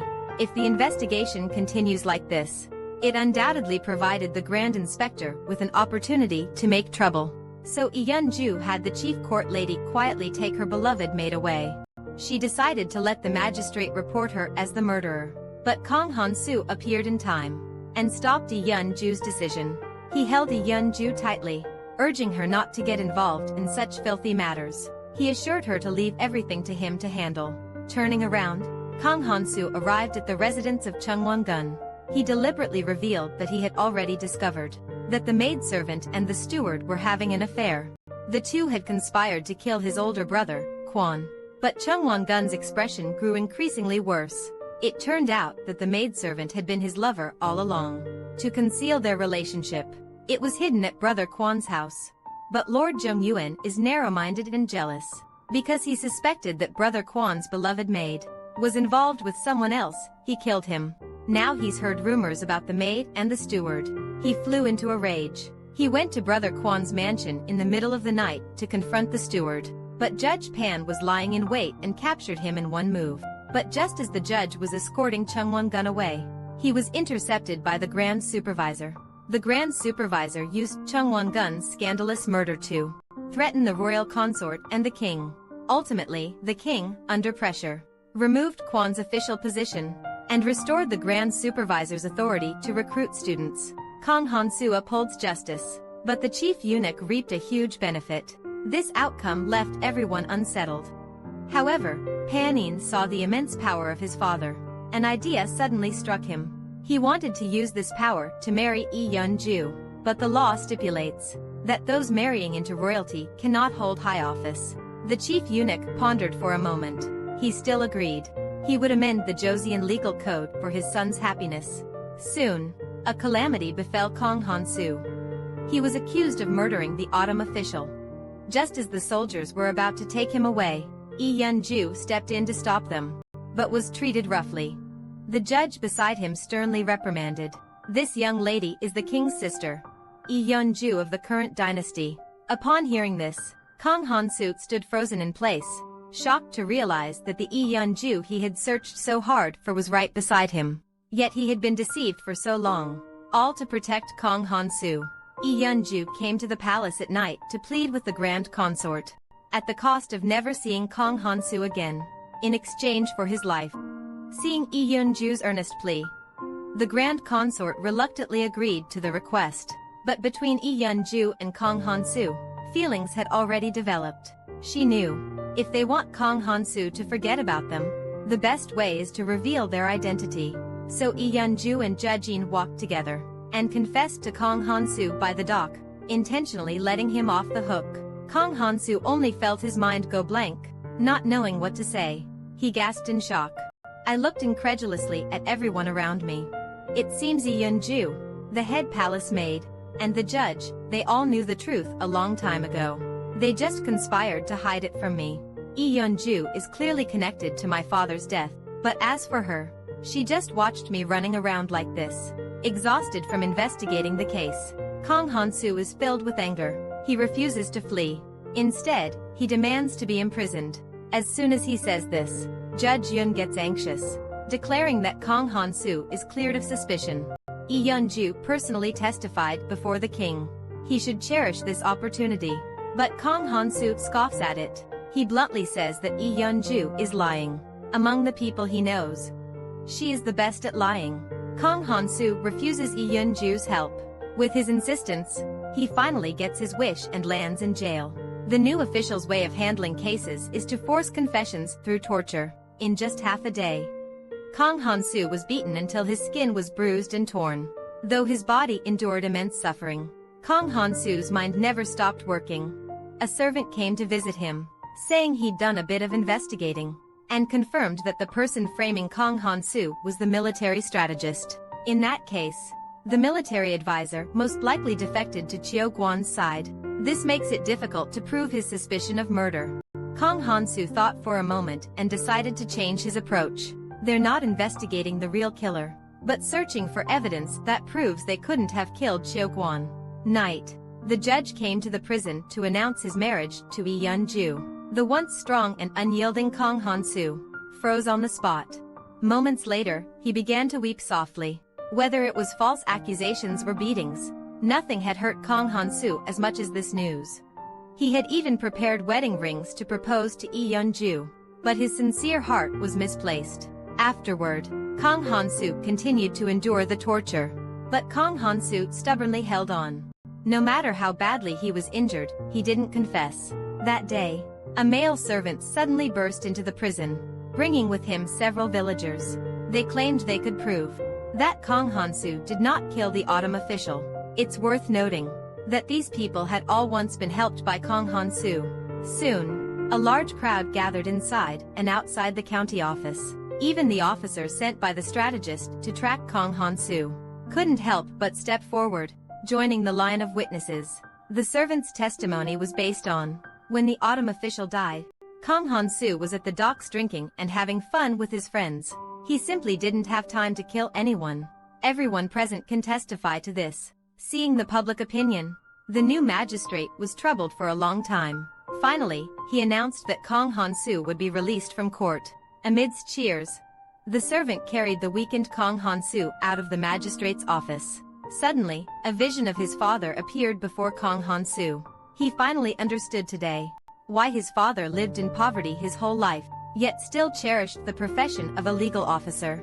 Because this job brought something more valuable than money and power. His sister found out that Kong Han-soo was imprisoned. She left a box of silver coins at the dock. She didn't know how else to help her brother, so she could only do what little she could in this way. On the day Kong Han-soo returned, the servant bought precious herbs to nourish him. On his way home, he felt someone was faintly following him. The servant guessed it must be the kind person who provided the silver coins. He loudly thanked the air. He declared that if a kind person ever needed help in the future, they should definitely seek out Kong Han-soo. His sister hid behind the dock, her eyes gradually welling up. The guest house was already empty, because Lee Yun-ju had returned to the palace, and was preparing for her wedding. It was just before the wedding. She had one last thing to settle. That night, Kong Han-soo woke up, and somehow found himself at the inn. While he was reminiscing in the hall, Lee Yun-ju suddenly appeared. She gave Kong Han-soo the letter that the former magistrate Kong had written to the late king. He said outright that after the letter was intercepted by the chief eunuch, he confronted the late king about it. In a fit of rage, the late king collapsed. As a result, Officer Jiang was also held accountable and executed. Lee Yun-ju always thought she and Kong Han-soo could support each other, since they both shared the chief eunuch as an enemy. Falling in love was unexpected. We can compromise. They could still be comrades. But Kong Han-soo shook his head. He no longer believed Lee Yun-ju. He didn't want to work with her anymore. Kong Han-soo decided to go it alone. The next day, he took the royal pass given by the king, and forcibly entered the palace to drink with the king. At the banquet, Kong Han-soo boldly asked the king to protect him at all costs, no matter when. After all, it was a favor the late king owed to Officer Kong. The king hesitated and did not agree. At that moment, the chief judge arrived. He had come specifically to the palace to celebrate Lee Yun-ju's birthday. Hearing this, Kong Han-soo felt out of place and quietly left first. On the way from the palace, he encounters Lee Yun-ju. But Kong Han-soo's demeanor is as cold as that of a stranger. After parting ways with Lee Yun-ju at the palace, Kong Han-soo heads to the marketplace to drown his sorrows. Suddenly, there's a commotion nearby. It's a subordinate sent by the strategist to follow him. I'm taking care of a little baby. Seeing him being clumsy, Kong Han-soo came to his side to help settle the child.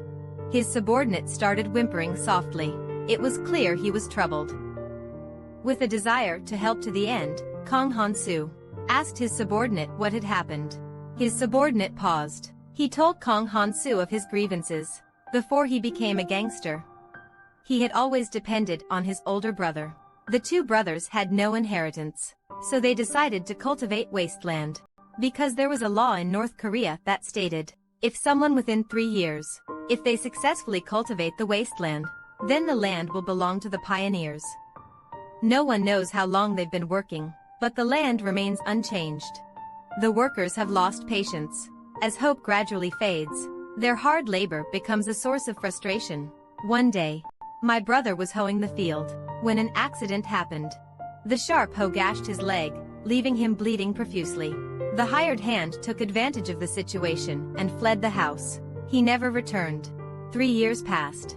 Through my brother's tireless efforts, this barren land finally produced a harvest. In this year of a bountiful harvest, my brother holds his child and looks at the rice paddies. These are all the assets he's leaving for him.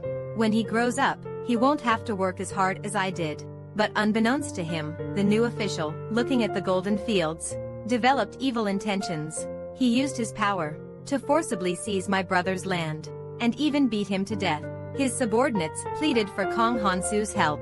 He wanted to protect his brother's children's and keep their family land. Kong Han-soo immediately accepted the plea. He was just looking for an opportunity to strike back at the new magistrate. On the day of the court hearing, the magistrate himself presided. The new official's reason for seizing the land is, my brother didn't successfully cultivate it within 3 years. He exceeded the 45-day limit. Therefore, he has the right to reclaim it. To counter this, Kang Han-soo gathered several villagers to testify that my brother went with them to perform national service, which is why he missed the cultivation deadline. The national service period was exactly 45 days. Therefore, the 3-year period should have been exactly the time this land should rightfully belong to my brother. However, when these villagers testified, they suddenly changed their story. They claimed that my brother had never served national service with them. This sudden change surprised Kang Han-soo and his men. It was only afterward that they realized Lord Shin had imprisoned the villagers' families. He forced them to give false testimony. After this setback, Kang Han-soo had to rethink his approach. Suddenly, he remembered something from today in court. Lord Shin had submitted the land registry, and the date on it seemed a bit odd. Kang Han-soo immediately applied to view the case file. But the case file had already been submitted as evidence to the Grand Inspector. Kang Han-soo went to the Grand Inspector's mansion, but inadvertently stirred up a hornet's nest, causing the Grand Inspector to also discover the error in the date, so he secretly altered it. The contents that the new official had forged. That day happened to be the county office's day off. It was absolutely impossible to file a case. But after the magistrate's revision, everything started to make sense. By the time Judge In got the case file, it was already dated after the revision. Kang Han-soo smiled wryly. Looks like it's all about protecting each other. They keep using power to oppress the common people. Coincidentally, Yeon-ju was at the Grand Secretariat today. She was equally disappointed to see such an outcome. She felt compassion for the commoners whose land was taken, so she began to devise a plan. The next day, the strategist found his subordinate and instructed him to forge a petition as well. It stated that before his death, the older brother had already transferred the land to the royal family. When Kang Han-soo found out, he immediately came to stop it. But Yeon-ju told him that as long as the land was transferred to her, she would later divide it among her subordinates and the brother's wife to farm. No matter how long it's leased, it's fine. This is the best method currently available. If Kang Han-soo could think of another way to reclaim the land, Yeon-ju would support him. After a sleepless night of agonizing thought, Kang Han-soo did indeed think of another way. The next day was the final court hearing. Kang Han-soo told the judge he decided to withdraw his lawsuit and return the land to its original state. Meanwhile, his men had already brought a group of brothers to destroy that field of golden wheat, diverted the river water to completely bury it. Looking at the destroyed land, the new lord wept uncontrollably. Now the land belongs to him. But the labor costs to cultivate the wasteland. But it was a huge expense. The new lord originally just wanted to sit back and reap the rewards. Now, he wasn't willing to spend any money. So he told the judge that he was willing to give up the land. Just like that, the ownership of the land was returned to his subordinate. When the matter was settled, Kang Han-soo has just brought the magistrate to another place. Here, there's still a vast field of rice paddies. This, it turns out, is the real location of the land, because Lord Shin never cared about farming. So Kang Han-soo marked fences around other wastelands. Lord Shin mistakenly thought the land was actually ruined. His followers and his sister-in-law's family finally reunite. They also harvested the first crop that truly belongs to them. While a group of people were celebrating at night, Yeon-ju sent a gift. But inside the box, there was also a note. It said that the High Inspector's source for this case came from a tavern. Perhaps this place is where his informants are. The next day, Kang Han-soo went to the tavern for a visit. I met my younger sister as soon as I entered. My younger sister quickly turned her back, not wanting Kang Han-soo to recognize her. At that moment, the judge came out. Seeing my younger sister like that, he wanted to approach and ask her something. But my younger sister tightly grasped the judge's lapel, asking him not to do anything. The two of them leaned close, face to face. This caught Kang Han-soo's attention. He turned and went into the tavern to remind the magistrate that he was about to marry Yeon-ju and should avoid entanglements with other women. The magistrate was about to explain when he saw the maid, dressed in his sister's clothes, bringing in drinks and food. Kang Han-soo noticed immediately. She's not the woman from just now. But the other party insisted that she was the one who had met Kang Han-soo in the front yard. The judge understood. He quickly cooperated and said yes. Since she had lied, The judge needed to know why. Afterwards, he asked his sister why she was avoiding Kong Han-soo. She had no choice but to answer that she had once followed orders from the Grand Eunuch to trouble Kong Han-soo, so she didn't dare face him directly.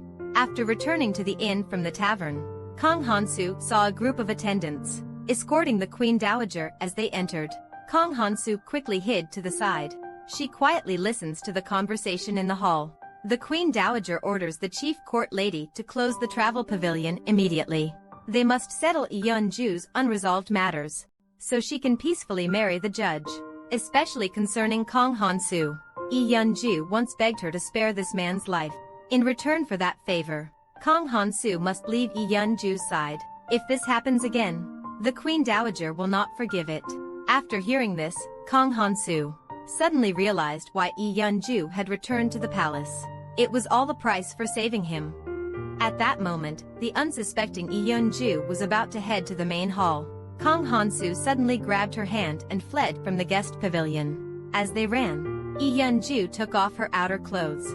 Finally, they reached a deserted place. Kong Han-soo stopped. He immediately spoke of stopping Lee Yun-ju's wedding. Seeing Kong Han-soo, she finally understood his intentions. Lee Yun-ju was also deeply moved. At the most touching moment, the two embraced and kissed.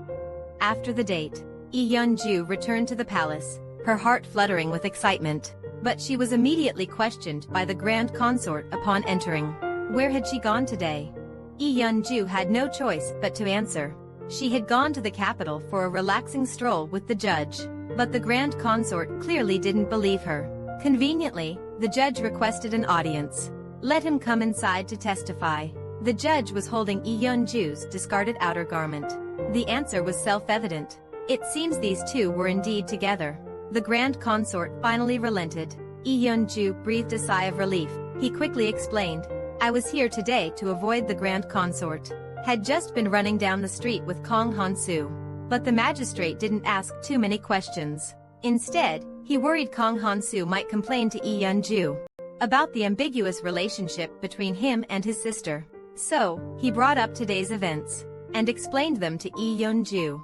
Lee Yun-ju knew that his sister, after all, was a source of information for the minister at the tavern. She was the one who found out. But according to the magistrate's description, today, the younger sister anxiously avoided Kong Han-soo. There still seemed to be something off. Perhaps there's another connection between the two of them. Lee Yun-ju suddenly thought Kong Han-soo might have a younger sister. The magistrate also felt this was a possibility. He immediately ordered someone to conduct a detailed investigation. Not long after, the magistrate got the answer. It turned out that his sister was indeed Kong Han-soo's biological sibling. He quickly found his sister and bluntly told her that she would be sent back to Kong Han-soo. But his sister shook off the magistrate's hand and chose to live a life of hardship on her own. I even once considered the Grand Supervisor a benefactor. I'm too ashamed to face my brother again. Hearing this, the magistrate actually knelt before his sister to apologize for his father's crimes. But my sister knew that the magistrate was different from the Grand Supervisor. He is kind-hearted and has great aspirations. Don't blame yourself for the actions of the chief inspector. That night, Panin continued urging her sister to leave. She finally agreed. Before leaving, she went to Kong Han-soo's boat and slipped a letter into a small box. On this day, Kong Han-soo secretly met with Lee Yun-ju again. Winter had arrived. They bought winter coats for each other. Standing on the snow-filled street, they embraced tightly. They promised to stay together forever. Just as the moment felt warm and peaceful, a commotion arose in the distance. There was a body at the street corner. Kong Han-soo hurriedly stepped forward. In the crowd, they spotted Gue Piao Cheng's strategist. The deceased was an official from Hongwen Hall, named Hong. The report was submitted to His Majesty. Lord Shin solved the case at lightning speed, claiming it was a crime of passion. Hong and another man had a feud over a jising, which led to the tragedy. As the investigation continued, the man revealed many court officials linked to the woman, implicating a wide range of people. The king was stunned. He asked who this woman was. Minister Xin replied that she was a courtesan from a tavern in the city. In the face of such chaos, the only calm person was the chief eunuch, because this whole scheme was his design.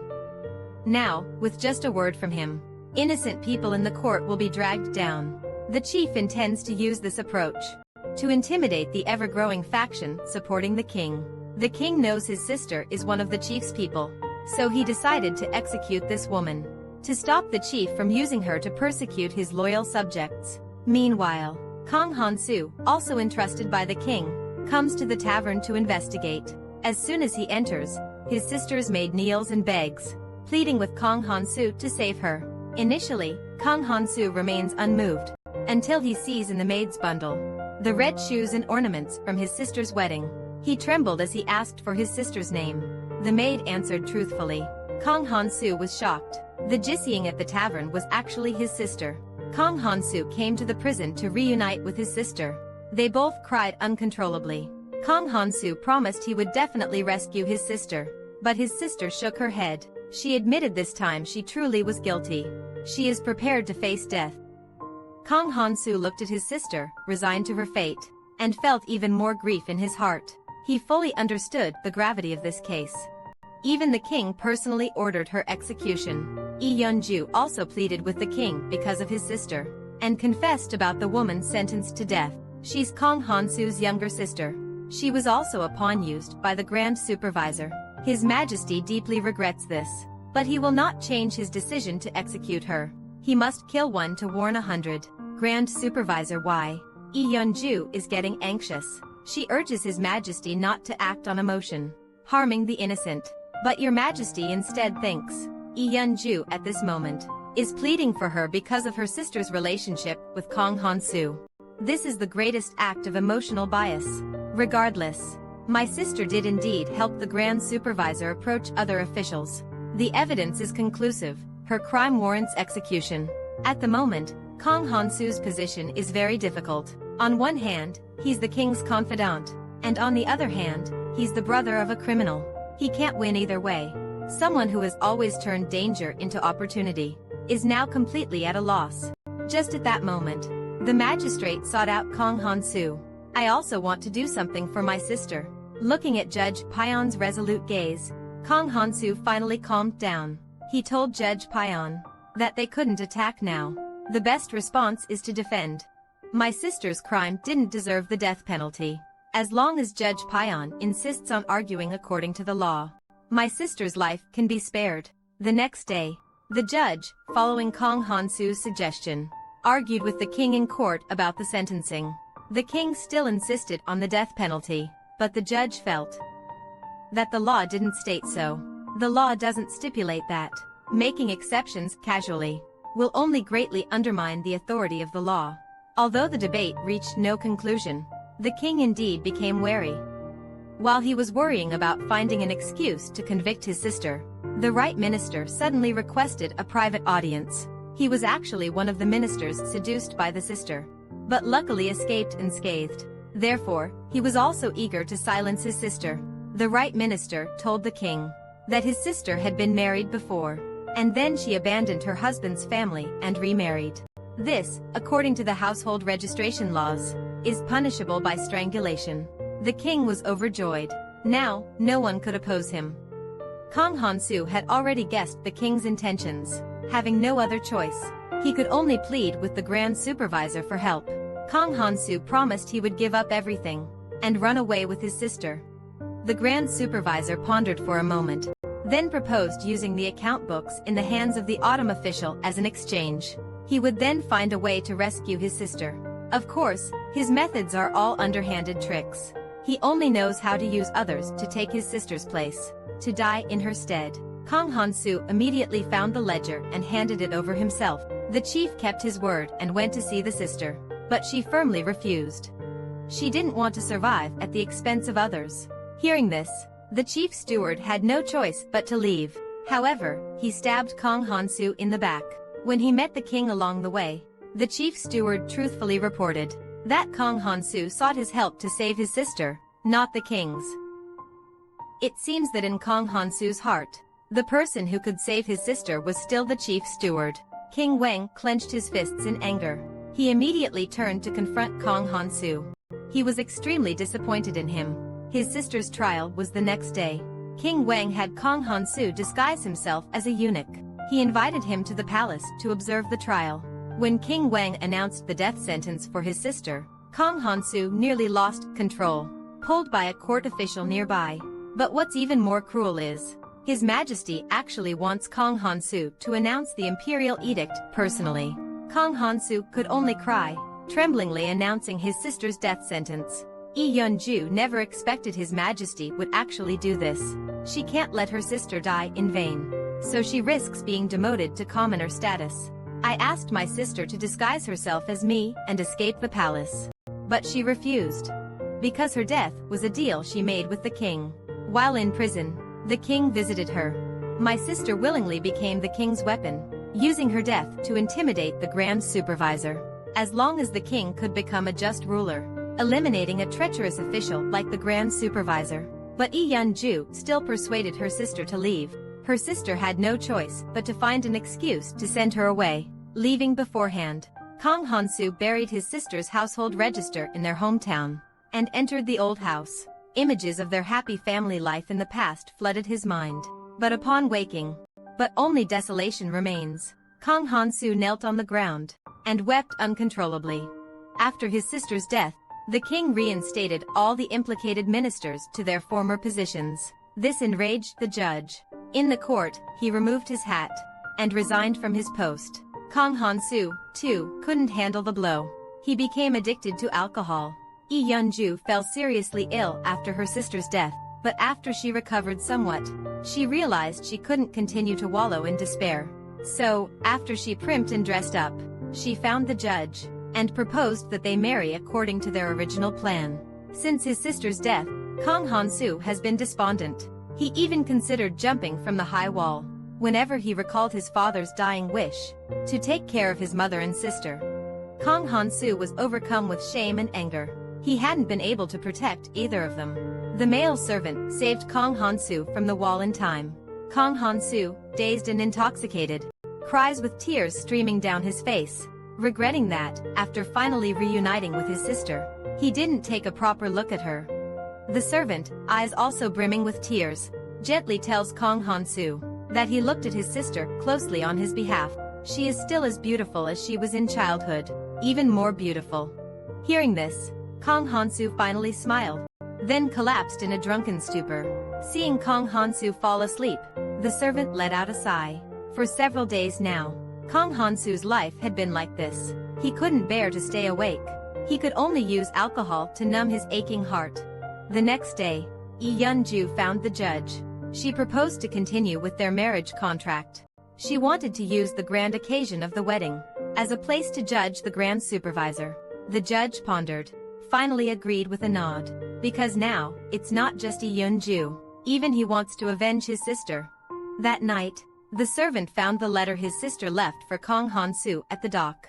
But he couldn't understand it. So he handed the letter to Kong Hansu. However, the drunken Kong Hansu couldn't be bothered. He held a wine flask in each hand, drinking merrily. The manservant stormed out, but he was knocked unconscious and taken away on the deck.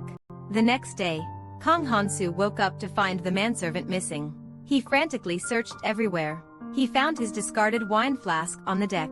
It said, "Meet at the inn." Kong Hansu immediately rushed to the inn, only to be greeted by a tight hug from Yunju. The servant was also safe and sound. It turned out that Yunju came up with this plan to lure Kong Hansu. At that moment, the magistrate also came out. Kong Hansu immediately went up and punched him several times. But Judge Yun didn't dodge. He, too, felt guilty towards his sister. Only by enduring Kong Hansu's anger would Judge Yun's heart find some measure of redemption. But right now, the most important thing for the three of them is to avenge their sister, to arrest the Grand Inspector with their own hands. Kong Hansu returned home with the two of them to pay respects to his deceased sister. He placed her spirit tablet alongside his parents. At the altar, Yunju took Kong Hansu's hand. She swore before their three relatives. She vowed to protect Kong Hansu for the rest of her life. With the help of Yunju and the judge, Kong Hansu finally regrouped. He joined Yunju's plan. Yunju and the chief judge once went to find the strategist, hoping he could reveal at the wedding evidence of the chief's murder of Officer Chiu. But the strategist hesitated, then finally said that if they could bring Kong Hansu to convince him, he would agree. Kong Hansu heard what the strategist said. He just gave a cold smile. This is probably just an excuse. But I still had to go see him. But the Grand Supervisor's men had already beaten me to it. They had kidnapped the general's teacher to the deep mountains. They hung him from a tree branch, leaving him to die. But Kong Hansu found him in time. Just as I was about to rush to the rescue, I was ambushed by hidden archers. At the critical moment, Judge Yi appeared, blocking the arrows aimed at Kong Hansu. He then fought with the men in black. Unfortunately, Judge Yi was seriously injured. After Kong Hansu took Judge Yi back to the dock and settled him, Yi Yunju also rushed over after hearing the news. At this moment, Kong Hansu hands her the letter his sister left behind. Yi Yunju opens it and reads. It turns out to be the letter Judge Kong wrote to the late king years ago. In the letter, Judge Kong candidly states that if the late king wishes to reform the law, he must deal with the faction of ministers led by the Grand Overseer. Yi Yunju suddenly realizes. No wonder the Grand Overseer wanted to kill Judge Kong. It turns out it touched his interests. However, Kong Hansu hinted to Yi Yunju that there was something unusual in the letter. Yi Yunju could only glance at it again. She indeed discovered something amiss. Kong Hansu smiled knowingly. He looked again at the unconscious judge. A plan was already forming in his mind. On the day of the wedding, the royal family and officials gathered in the pavilion for the ceremony. Amidst the lively atmosphere, two officials whispered to each other anxiously. It turned out they had both received a secret letter from the Grand Eunuch last night. Its contents revealed a plan to assassinate Yi Yunju. Amidst the music, the new bride Yi Yunju made her entrance. Yet before she could descend the pavilion steps, she suddenly vomited blood and fainted. After examination, the head palace lady informed the king and the grand consort that Yi Yunju had been poisoned. The poisoner must be hidden among the guests at the pavilion. Just as everyone was in a panic, Kong Hansu suddenly appeared, directly stating that the poisoner was the chief eunuch. The evidence is the secret letter held by the two officials. This kind of maneuvering to rally colleagues and jointly execute someone was already used back when the chief minister dealt with prosecutor Kong. Together in glory, together in ruin. Only this way can betrayal be prevented. He continued. Kong Hansu then produced the letter that Counselor Kong had written to the late king. At the end was a note from the chief eunuch. Those who agreed to Counselor Kang's death, besides the chief eunuch and a few ministers, even included the grand consort's signature. The grand consort offered no excuse for her actions, but her motivation was to protect the stability of the dynasty. Now, however, the chief eunuch has designs on Yi Yunju's life. She absolutely cannot be forgiven. The chief, of course, cried out in protest. But Kong Hansu had another move. He claimed that the handwriting of the chief and his son was very similar. If he refuses to admit he wrote the letter to harm Yi Yunju, then it must have been done by the magistrate. So the chief is left with a choice. Blame his son or take the fall alone. Faced with Kong Hansu's carefully laid trap of choices, the Grand Supervisor was furious. Although he had meticulously planned everything, his love for his son was genuine. After a long confrontation with Kong Hansu, the Grand Supervisor's eyes were red, admitting that he had written the secret letter himself, but he refused to admit his guilt. I myself intended to harm Yi Yunju. I even suspected Yi Yunju's poisoning was a pretense. It was merely a play acted in cooperation with Kong Hansu. Therefore, I, the Grand Supervisor, requested to personally bring the imperial physician to examine Yi Yunju's injuries. But the examination results showed that Yi Yunju had indeed ingested poison. She may never wake up again. Upon hearing this, the Queen Mother fainted. The king was also furious. He immediately ordered the arrest of the Grand Chamberlain. Kong Hansu stood by Yi Yunju's bedside, heartbroken. He hadn't expected that, to set a trap for the Grand Chamberlain, she would actually risk her own life. Kong Hansu was filled with grief. She wept inconsolably before Yi Yunju's bed. Thus, this battle, besides mourning his 3 deceased family members, added another responsibility to Kong Hansu's shoulders. That is, he must not betray the opportunity Yi Yunju bought with her life. But such a precious opportunity should not be used by Kong Hansu to settle his personal vendetta. It was for the sake of the country. Therefore, Kang Han-soo revealed to the king the truth behind Lee Yun-ju's self-poisoning. However, he didn't want the chief eunuch to be executed hastily. The chief eunuch's punishment should be officially recorded as an important symbol of the dynasty's reform. The king understood Kang Han-soo's intentions. The next day, he vindicated Judge Kang in the court and reinstated Kang Han-soo's civil examination rights. If he passes the exams one day, he will be granted an official position. This imperial edict represents Kang Han-soo's official right to enter the court. He can openly become the king's trusted advisor. Because of this, some of the eunuch's factions are deeply concerned. On this day in court, the king and his ministers discussed how to deal with the eunuch. Kang Han-soo was called upon to give his opinion. Just when everyone thought he couldn't wait to have the grand supervisor killed, Kang Han-soo instead proposed only caning and exiling the grand supervisor. Before making this decision, Kang Han-soo had told the king that the grand supervisor was the head of the Unveils faction. The best way is to suppress him, then control the conservative faction. This will also create a balance of power by containing the rising scholar official class. In this way, His Majesty can completely control the court. He can become a wise ruler according to his own wishes. With this goal achieved, Kang Han-soo's revenge will finally be complete. King Wang and Kang Han-soo reached an agreement. The Grand Supervisor would soon be exiled. The Grand Supervisor was banished to a remote area. Because of his troubled mind, he often had hallucinations of vengeful spirits seeking him out. Gradually, he became somewhat deranged. He forgot everyone. After the Grand Supervisor fell ill, the judge would occasionally come to visit. At this time, Dallin had already returned to simplicity, no longer harboring thoughts of allying with the powerful. All he knew was that there was a gentle young man by his side, who always reminded him that the world was now at peace and prosperous. They had a wise and benevolent ruler. The chief eunuch was happy because of this. After the case was successfully resolved, Kang Han-soo focused all his energy on treating Lee Yun-ju. That day, he had just obtained many medicinal herbs, and was about to send them to the inn when he was told that Lee Yun-ju had passed away. Kang Han-soo refused to believe it, but the royal funeral procession was already heading out of the city. Kang Han-soo frantically chased after it, but he was held down by the guards. The grand consort in the procession merely gave Kang Han-soo a cold glance. She said nothing.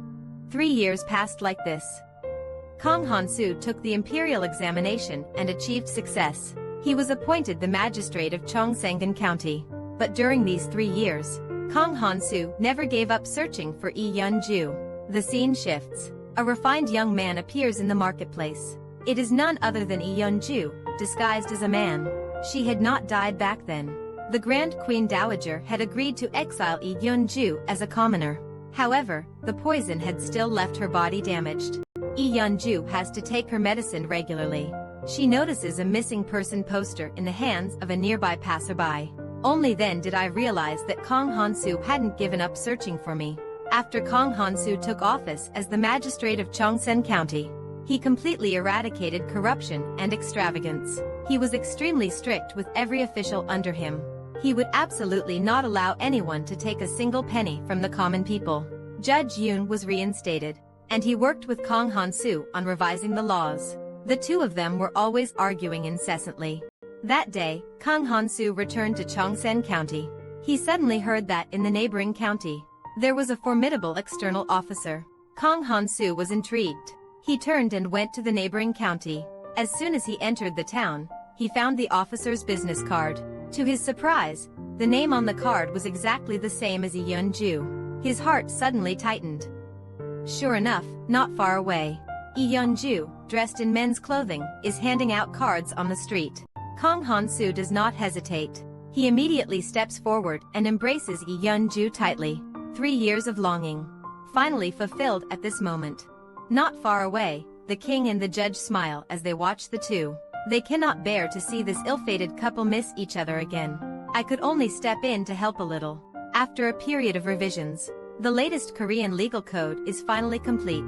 The king, along with Kang Han-soo and others, presented the code at the late king's tomb. His unfinished wish has finally been fulfilled by his successors. The four of them exchanged smiles. The future of Korea will be even brighter. The show ends here. Alright. That's it for today. Please like, comment, and follow Mite's Drama and Binge Watch channel. Check in daily with Mite. And keep a smile on your face all day long. Bye bye.